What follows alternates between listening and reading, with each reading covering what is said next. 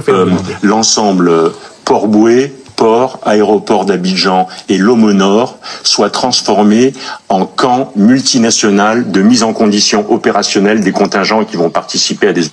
Transformer l'ensemble Port-Bouët, port autonome, aéroport d'Abidjan, région de Lomo Nord, en camp multinational de mise en condition des contingents. C'est-à-dire que des armées françaises, européennes, occidentales, qui ne seront pas habillées en uniforme visiblement de leur pays, vont venir dans cet espace-là, sous la coordination de GEOS, préparer des opérations militaires en Afrique. C'est à mon avis... Il faut passer d'une stratégie démonstrative et bruyante à une stratégie discrète et d'accès. Démonstrative et bruyante, c'est-à-dire il faut mettre fin aux bases militaires visibles. Bruyante, c'est-à-dire vraiment il faut arrêter de montrer des chars, des avions, des uniformes, et bien de l'armée française un peu partout en Afrique. Les Africains ne veulent plus voir ça. Par contre, il faut camoufler les mêmes moyens militaires, camoufler les mêmes soldats dans le monde immatériel, dans le monde invisible. Donc il faut être discret. Il faut que ce soit les mercenaires désormais qui remplacent complètement les armées. Et qu'ils soient habillés dans des tenues qui ne renvoient pas à l'armée française, bien que ce soit l'armée française. Voilà ce qu'il est en train de nous dire. Continuez, mon général. C'est très bien. Allez-y. C'est à mon avis ça l'enjeu. Et tous les acteurs... que vous avez réunis ici, mais bien d'autres, devraient participer à cette stratégie, si jamais c'est bien notre stratégie. Pour mettre ça en œuvre, ça suppose 3 ou 4 conditions. D'abord, c'est que l'État bénéficie d'un réseau d'entreprises de confiance. D'abord, on passe par les entreprises. Il faut déterminer ça. Quels sont les critères, comment on les détermine, comment on le valide. Entreprises de confiance. Le légaliser, est-ce que c'est simplement de l'interpersonnel? Les entreprises mercenaires. La deuxième, c'est que l'État ait la capacité et les mains qui soient un peu plus ouvertes sur les capacités d'externalisation, de transfert d'un certain nombre d'actions. L'externalisation, c'est-à-dire que ce que l'État faisait à travers les armées françaises, désormais les mercenaires vont le faire, externaliser, transférer des compétences de l'État à des groupes privés, notamment la compétence militaire. Écoutons-le, il est tellement clair ce monsieur. Régalienne. Il faut trouver la bonne ligne de séparation des eaux vers des entreprises privées. Je sais que c'est déjà le cas, notamment pour DCI et Expertise France, mais il faut revoir ça dans son ensemble. La troisième chose, elle a été dite, c'est que finalement, il faut sortir de la logique d'offre pour être dans une logique de réponse à la demande. Et dans ce domaine-là, il faut aussi être capable de susciter la demande. Il faut provoquer la demande. Il faut la susciter. Mais en tout cas... Susciter la demande, c'est-à-dire qu'il faut pousser les dirigeants africains à solliciter les sociétés de mercenaires français. C'est ça que ça veut dire. Continuez, mon général, c'est très bien. Il faut sortir de la logique, on va vous fournir que des pneus gauches de camions, si jamais il leur faut un pneu gauche et un pneu droit. C'est quand même un peu ce qui s'est passé pendant un certain temps.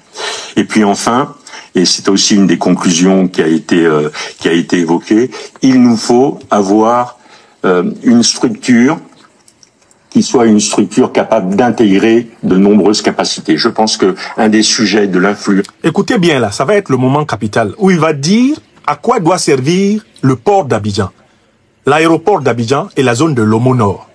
Il va dire que derrière des entreprises privées, il va falloir loger des groupes de mercenaires représentant des États occidentaux, d'abord la France, et ensuite l'Union européenne, et plus largement l'OTAN. C'est ce qu'il va dire. Écoutez-le, hein. Ne vous laissez pas abuser par son français, hein. Il est transparent. Un des sujets, des capacités à développer, c'est pas tant les métiers. On a des gens qui sont très bons dans les métiers. C'est la capacité à coordonner tout ça. La solution à l'influence, la solution aux crises, elle est pas tant dans le matériel, elle est pas tant dans l'expertise, elle est dans la capacité à coordonner. C'est ça qui détermine l'efficacité. Et c'est là qu'on doit aller. Un dernier mot encore pour dire qu'est-ce qu'on pourrait faire ou comment on pourrait essayer d'expérimenter ça. Je me suis posé la question quand j'ai lu la volonté ou la décision politique de réduire profondément nos effectifs prépositionnés outre-mer. Je me suis dit qu'est-ce qu'on pourrait faire pour illustrer ce que je viens de dire. Eh bien voilà ce que l'on pourrait faire. Écoutez bien. On pourrait se faire demander, évidemment, c'est pas une offre, mais on pourrait se faire demander que... Vous avez noté l'expression se faire demander. Ça veut dire qu'en fait, on doit d'abord imposer les dirigeants africains à la tête des pays africains et leur dicter ce qu'ils doivent nous demander. C'est-à-dire qu'en fait, on doit dicter notre volonté en ayant des partenaires qui sont soumis à nous. C'est ça, se faire demander.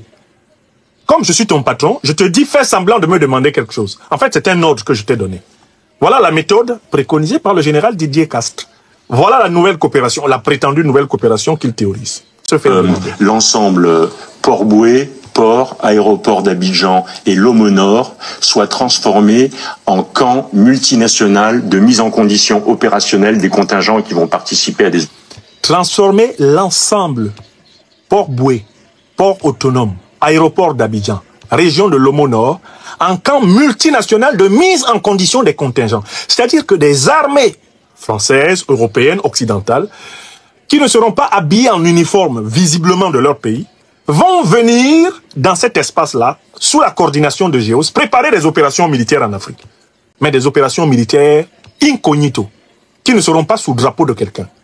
C'est ce qu'il appelle l'immatériel, la discrétion. Allez-y, mon général, c'est bien cette audition-là. Opérations, que ce soit des contingents africains ou que ce soit des contingents européens. Okay. Voilà ce qu'on pourrait faire. Et dans ce domaine-là, comment on fait pour baisser la visibilité d'un projet comme ça? Alors, c'est très important, l'expression « baisser la visibilité ». Il s'agit de troupes, introduire des armées invisibles en Afrique, en utilisant les entreprises comme étant des voiles, des masques, pour que des armées étrangères demeurent présentes en Afrique, après qu'on ait fermé leur base militaire. C'est ça le projet du général Didier Castres. Nous le félicitons pour avoir le courage avoir eu le courage de révéler cela. L'Afrique est au courant. Continuez. Tellement simple. GEOS l'a fait en Afghanistan. Ouais. GEOS l'a fait au Mali pour assurer le fonctionnement et la vie d'un camp. Ah ouais. Ensuite, DCI est capable de faire de la formation sans porter spécialement des uniformes français. Ouais. Expertise France est capable de faire le reste. Et là, on a un projet, dès lors que les Africains nous le demanderaient, qui serait d'abord intégré avec tout ce qu'on est capable de faire sur les mines, sur la formation médicale, sur la formation militaire, sur la livraison de matériel. On peut aller plus loin, on devrait aller plus loin. Cet intégrateur, il devrait être capable de balayer le champ depuis l'humanitaire jusqu'à la formation militaire. Merci. Du culturel jusqu'à l'entraînement de gens sur le camp de Lomo Nord, qui est un champ de tir assez connu. Ah. C'est un peu ça que je vois comme capacité d'intégration. C'est un peu comme ça que je vois la façon dont notre pays pourrait conserver une forme d'influence en Afrique, tout en respectant évidemment et tout en obéissant aux instructions qui nous ont été données ou qui ont été données par le pouvoir politique. Quel pouvoir politique? À quel pouvoir politique obéissent-ils? Ils n'obéissent qu'au pouvoir politique français pour mener des opérations en Afrique. Ils vont se camoufler en société de mercenaires dans les bases des entreprises multinationales pour mener des opérations militaires en Afrique sous le commandement du pouvoir français. Voilà ce qu'il dit, hein. Il n'est pas question du pouvoir politique africain puisqu'il n'existe pas. C'est un pouvoir politique vassal et subalterne. La fin. Voilà, ça c'est un exemple particulier. Je pense que on peut les multiplier à l'envi. Il faut simplement qu'on ait envie de faire quelque chose comme ça. Monsieur le... Je m'arrête là. Mes chers amis, c'est cette partie-là que je voulais vous faire écouter. Alors, vous avez comme moi écouté, je l'ai interrompu de temps en temps pour insister sur certains de ces termes. Vous avez écouté le général Didier Castres, qui est un ancien chef d'état-major adjoint de l'armée française. Ce n'est pas n'importe qui, c'est un homme qui a occupé de très hautes responsabilités dans l'armée française. Vous l'avez entendu théoriser la nouvelle forme de coopération militaire, notamment, de coopération de défense entre la France et l'Afrique. Il y a 3 grands moments dans ce qu'il a dit. La première chose qu'il a dite, c'est qu'il a revendiqué le succès de son entreprise GEOS, en Afrique en général et en Côte d'Ivoire en particulier. Et il nous a informé que GEOS contrôle à la gestion complète du port autonome d'Abidjan. Tout ce qui entre et tout ce qui sort du port autonome d'Abidjan est sous son contrôle. Même la fiscalité, c'est-à-dire en fait la gestion des flux financiers du port autonome d'Abidjan est sous son contrôle. C'est ce qu'il a dit. Ensuite, il est entré dans des détails techniques pour dire que maintenant que les Africains ne veulent plus de base militaire française, parce qu'il faut mettre fin à la période néocoloniale, mettre fin à la période coloniale, mettre fin à la période négrière, les Africains sont déterminés à ce que toutes les bases militaires françaises sur le continent soient fermées. Il propose une solution, c'est de camoufler désormais les bases militaires françaises dans les grandes surfaces détenues par les multinationales françaises en Afrique et d'en profiter pour en faire de grandes surfaces opérationnelles pour les armées françaises, cette fois-ci déguisées en compagnie sécuritaire privée, et pour les armées européennes. Voilà ce qu'il propose, sans difficulté. Donc en fait, remplacer les armées françaises partout où elles doivent partir par des compagnies de mercenaires comme la sienne. En bon homme d'affaires, il voit tout le business qu'il y aurait à remplacer l'État français avec des prestations qui seraient moins chères que celles de l'armée, que celles des armées françaises régulières. Est-ce que c'est ce que vous avez entendu? Maintenant, moi, ce qui me choque dans cette affaire, c'est qu'il est fait très peu de cas de la volonté des peuples africains. Dans toute l'audition et des 3 invités de la Commission française de la défense et des armées nationales, il n'y a aucun des 3 intervenants qui se soit posé la question de savoir que veulent les peuples africains. Que pense l'opinion africaine? Comment l'opinion africaine percevrait-elle la prise de conscience de cette nouvelle emprise des multinationales, des compagnies militaires privées, des compagnies de mercenaires sur les affaires africaines? Aucun d'entre eux ne se pose cette question. Il est juste question pour eux de trouver une formule pour continuer à profiter de l'Afrique. C'est impressionnant. Il y a un député de la France insoumise qui, dans la partie débat de l'audition, leur a posé ces questions. Leur a dit, mais en fait, il y a quand même un certain nombre de problèmes qui se posent. Vous êtes choisi par la France pour combler ces lacunes à l'étranger. Mais est-ce qu'il y a eu un appel d'offres? Est-ce qu'il y a eu une compétition? Est-ce qu'il y a eu un débat clair en France sur le fait que les armées françaises sont remplacées par des compagnies militaires privées? Est-ce que cela a été soumis au débat? Est-ce qu'il y a une transparence dans ce que vous faites? Le député de la France insoumise leur pose cette question.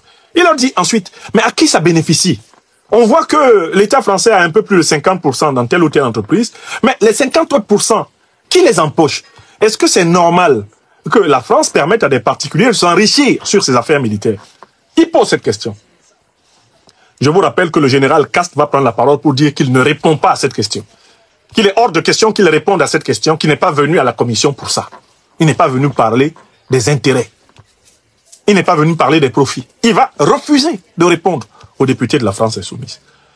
Mais l'autre versant de l'affaire, c'est que quand la vidéo dont vous venez d'entendre l'extrait, quand cette vidéo devient virale, elle circule dans toute la Côte d'Ivoire, dans toute l'Afrique, dans toutes les diasporas africaines, le port autonome d'Abidjan se voit sous l'injonction de M. Ouattara, obligé de monter à l'assaut pour tenter d'éteindre le feu.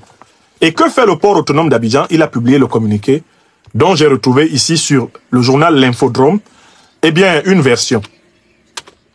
La version du port autonome d'Abidjan. Je vous retrouve ça tout de suite et nous allons voir ce que le port autonome d'Abidjan dit.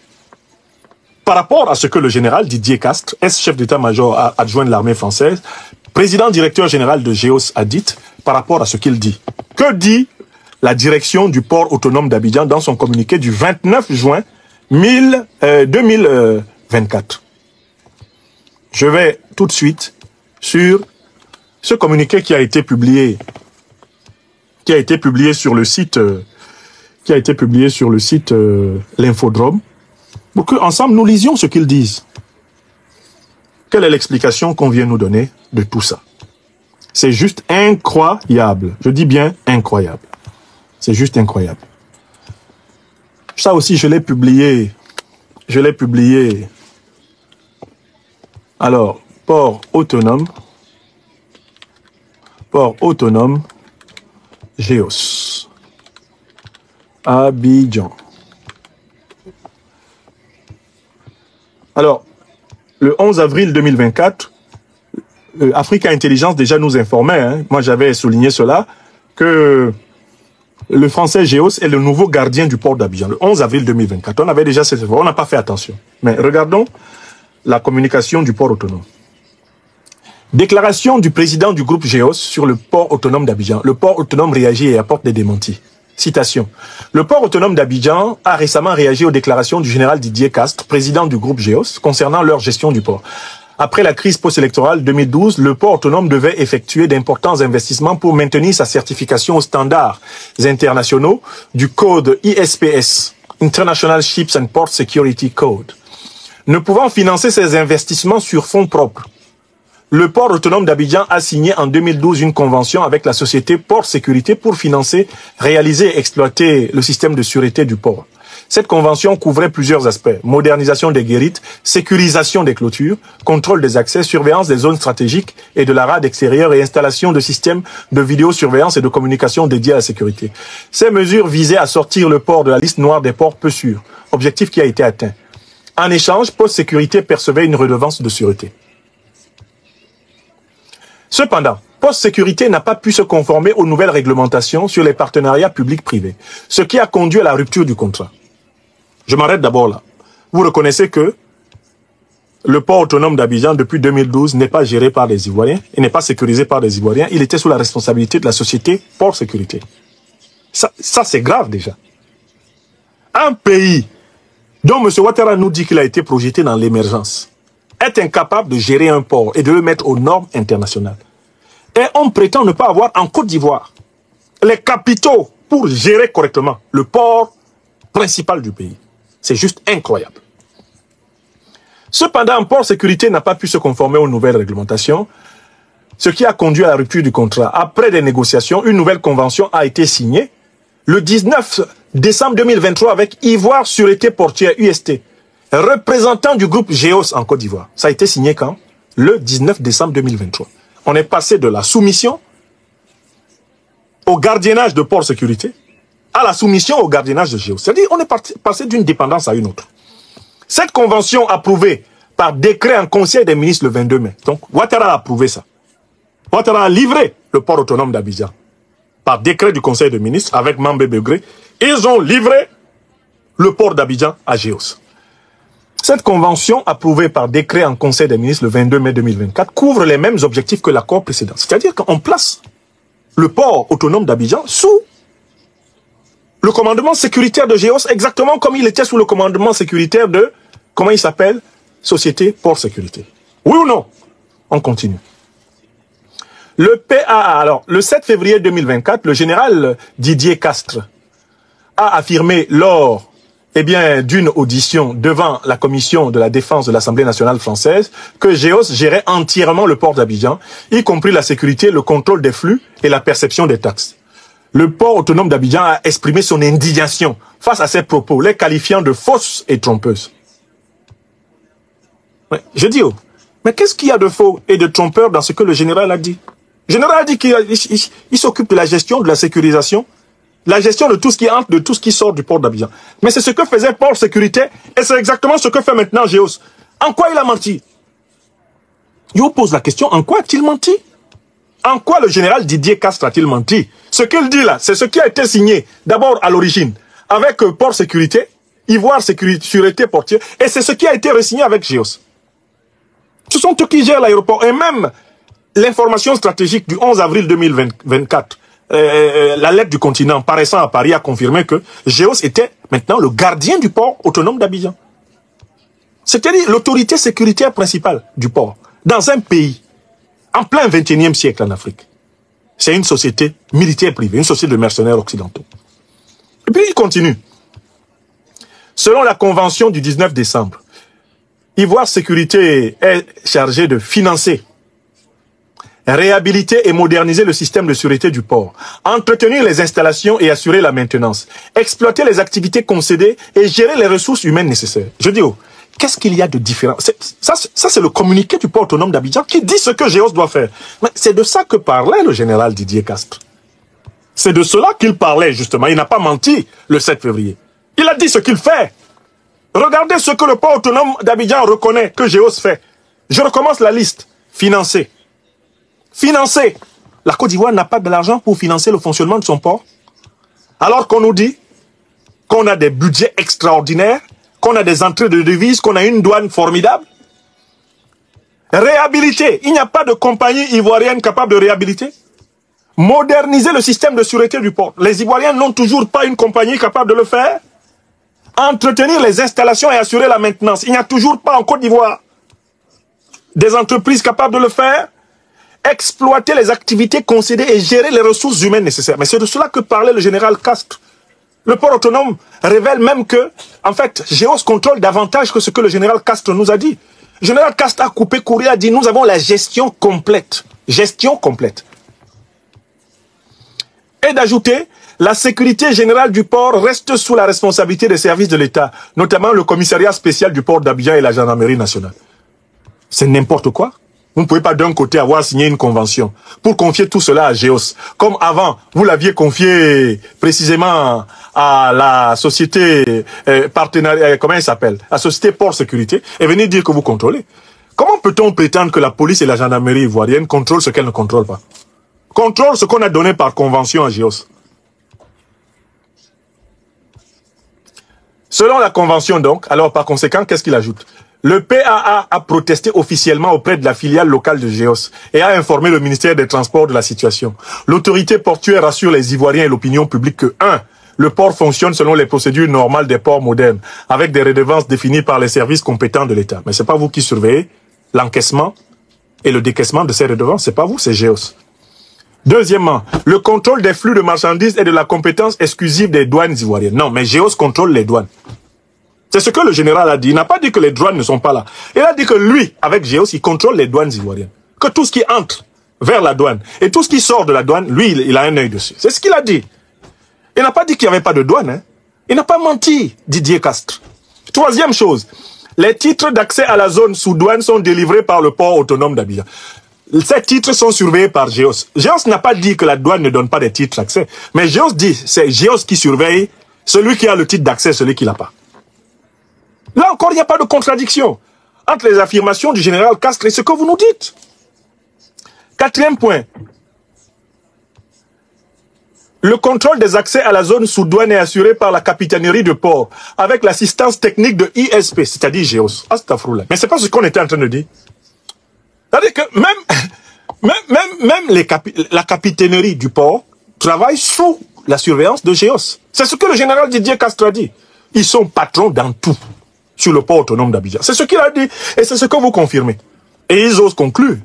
En conclusion, le port autonome d'Abidjan rejette fermement les déclarations de Didier Castres et réaffirme son engagement à maintenir des standards de sécurité élevés et une gestion transparente. Fin du communiqué. Ouais, le communiqué, en fait, du port autonome d'Abidjan enfonce le régime d'Alassane Dramane Ouattara. Parce que ce communiqué vient donner encore plus de détails sur la dépendance de toutes les structures ivoiriennes envers GEOS qui contrôle tout, qui supervise tout. Le général Didier Castres n'a pas menti. Voilà pourquoi, s'il y avait une Assemblée nationale en Côte d'Ivoire, elle demanderait de toute urgence au ministre des Transports, au ministre de la Sécurité, au Premier ministre de venir rendre des comptes devant les députés de ce qu'ils ont fait du port d'Abidjan. Et il devrait y avoir une mobilisation du peuple ivoirien. Parce que ce qui est grave dans cette affaire, c'est que la sécurité du port d'Abidjan est confiée à une société de mercenaires. Donc il n'y a plus d'armée ivoirienne, il n'y a plus de police ivoirienne, il n'y a plus de gendarmerie ivoirienne digne de ce nom, puisque des mercenaires surveillent les douaniers, surveillent les policiers, surveillent les gendarmes et les militaires ivoiriens à l'aéroport d'Abidjan. Ce qu'il fallait vérifier. Oui, quand on compare les déclarations du général Castres avec celles du port autonome d'Abidjan, on se rend compte qu'il n'y a pas contradiction entre les deux déclarations. Il y a au contraire confirmation réciproque. Voilà la vérité. Je vous invite à lire et à écouter de nouveau les deux pièces. D'un côté, la déclaration du général Castres que je vous ai fait écouter, et de l'autre côté, le communiqué du port autonome. Allez voir toutes les prérogatives de la compagnie de mercenaires. Vous vous rendrez compte que le général Castres n'a pas menti. Il a été véridique devant la commission. D'ailleurs, il avait levé sa main avant de commencer à prendre la parole en jurant qu'il ne dira que la vérité. Ils ont tous juré. C'est pour ça qu'il n'a pas menti là-bas. Parce que s'il y a une autre information, il pourrait être parjure. Et on ne sait jamais, avec les changements de régime, il peut être convoqué dans un tribunal pour avoir été parjure devant les députés. Donc il a dit toute la vérité et il se sentait en sécurité là-bas. Il n'a pas menti. Personne ne l'a contredit. Personne n'a contredit le général Didier Castres quand il a dit « c'est nous qui gérons le port autonome d'Abidjan ». Or, pourtant, ceux qui étaient assis dans cette commission le 7 février 2024 à Paris, ce sont les mieux informés sur la coopération franco-africaine et notamment la coopération militaire. Si c'était faux là, il aurait été contredit là-bas. Et voici que même le port autonome d'Abidjan, en nous faisant la liste des compétences de GEOS, confirme le fait que c'est GEOS qui contrôle le port autonome d'Abidjan. Donc vraiment, qu'on arrête de se mentir. Les faits sont là, Alassane Ouattara brade la Côte d'Ivoire. Les faits sont là, une compagnie de mercenaires français, surveille le port, contrôle le port le plus important et annonce son intention de transformer la zone du port, de l'aéroport et la zone de l'Omo Nord en une immense zone de préparation des opérations de mercenaires. Puisque le temps est au démantèlement des bases militaires françaises, le général Didier Castres rend un très grand service involontairement en Afrique, en informant les Africains qu'il compte désormais déguiser des troupes indésirables dans les bases des multinationales.